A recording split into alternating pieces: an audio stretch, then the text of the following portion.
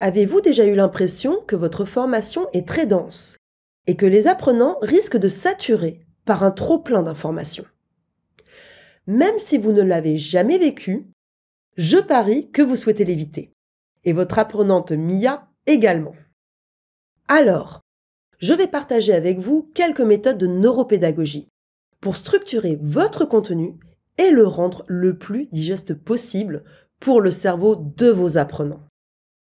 L'objectif de ces méthodes est de stimuler la mémoire de travail des apprenants.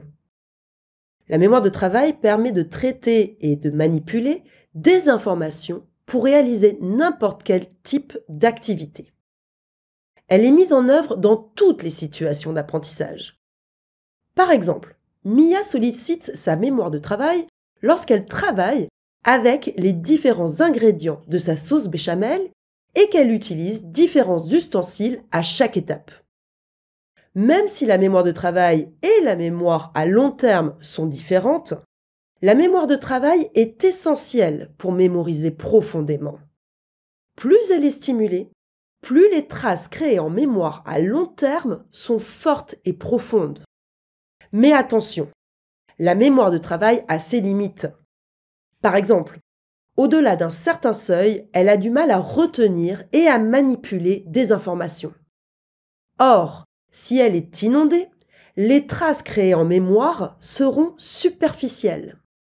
Par exemple, si vous donnez toutes les informations à Mia en un bloc pour préparer la sauce béchamel, elle risque de se sentir débordée et de louper sa sauce.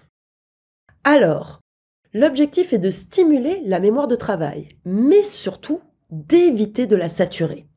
Vous me suivez? Alors comment s'y prendre? Je vais partager ces deux méthodes avec vous.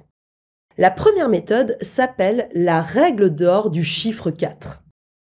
Cette méthode consiste à regrouper les informations par groupe de 4 pour gérer les limites de la mémoire de travail. Concrètement, ceci signifie que vous devez identifier les éléments clés de votre contenu et de les organiser par groupe de 4 informations maximum. Par exemple, dans la formation sur les lasagnes, on peut identifier jusqu'à 3 grands types d'informations: les ingrédients, les ustensiles et les actions à réaliser. Alors pourquoi ce chiffre? Parce que la mémoire de travail commence à saturer au-delà de 4 informations à traiter en même temps pour faire une activité. Passons à la deuxième méthode. Cette méthode consiste à organiser le contenu de formation de manière hiérarchique. Je m'explique.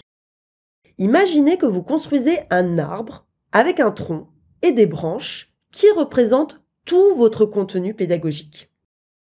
Le tronc de l'arbre représente le principal objectif de votre formation.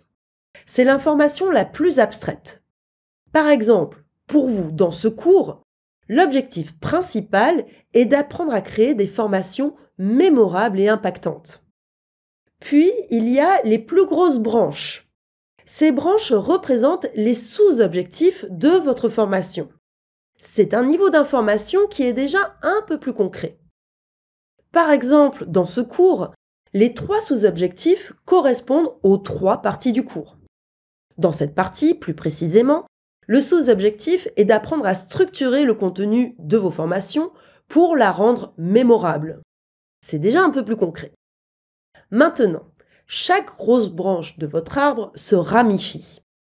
Chaque nouvelle branche correspond à des informations de plus en plus concrètes. Par exemple, dans cette partie du cours, les informations plus concrètes concernent les méthodes neuropédagogiques. Chaque méthode neuropédagogique correspond à une nouvelle branche qui se ramifie à son tour et devient de plus en plus concrète avec les bonnes pratiques et les exemples pour appliquer cette méthode.